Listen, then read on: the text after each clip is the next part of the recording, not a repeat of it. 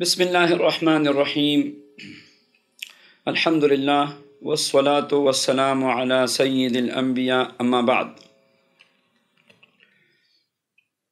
جادو، سحر، بندش اور جتنی بھی سفلی اور شیطانی عملیات ہیں، ان سے بچنے کے لیے آج ایک بہت ہی مبارک اور زبردست دعا کا ذکر کرتا ہوں۔ ایسی مبارک دعا جس کے متعلق کعب احبار رضی اللہ عنہ فرماتے ہیں کہ میں نے نبی کریم صلی اللہ علیہ وسلم سے یہ دعا سیکھی ہے، اور فرماتے ہیں اگر میں اس دعا کا ورد نہ کرتا تو یہود اپنی جادو، اپنی سحری عملیات کی وجہ سے مجھے گدھا بنا دیتے، کیونکہ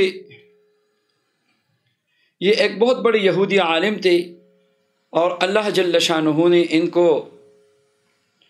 ایمان کی توفیق دی، تو یہود کا بہت بڑا حسد تھا ان پہ۔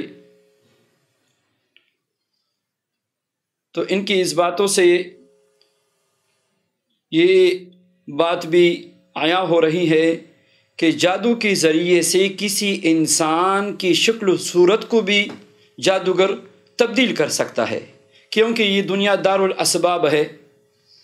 تو جادو میں بھی ایک اثر ہے اور اللہ نے اس میں رکھی ہے، جس طرح زہر میں ایک اثر ہے اللہ نے اس میں رکھی ہے۔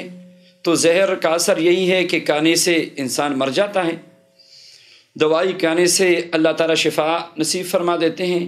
اسی طرح جادو کے اعمال سے کسی انسان کو گدھا بھی بنایا جا سکتا ہے، نعوذ باللہ۔ تو یہ مبارک دعا یہ کم از کم ایک بار صبح و شام تو ضرور اپنے معمولات میں شامل کیجیے۔ بہت ہی مبارک کلمات ہیں، آئیے سنی بھی اور اس کو سیکھی بھی اور اس کو یاد بھی کیجیے اور معمولات میں اس کو شامل کیجیے۔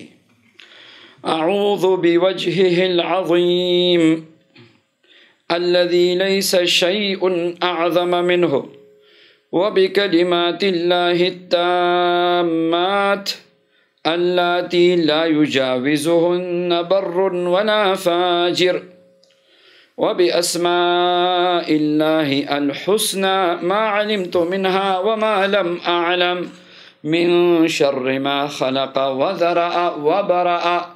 بس 1 منٹ بھی نہیں لگے گا آپ کا، اور انشاءاللہ اس کو اپنی بچوں کو بھی سکھا دیجئے، خود بھی پڑھیے، دوسروں کو بھی اس کی تلقین کیجئے۔ فتنوں کا زمانہ ہے، سحر اور جادو اور یہ گندے اعمال اس میں لوگ پڑھ کر اپنی ایمان کو ضائع کر رہے ہیں۔ اس دعا کی برکت سے انشاءاللہ آپ کی حفاظت کی جائے گی۔ اللہ رب العزت ہم سب کی حفاظت فرمائے، آمین یا رب العالمین۔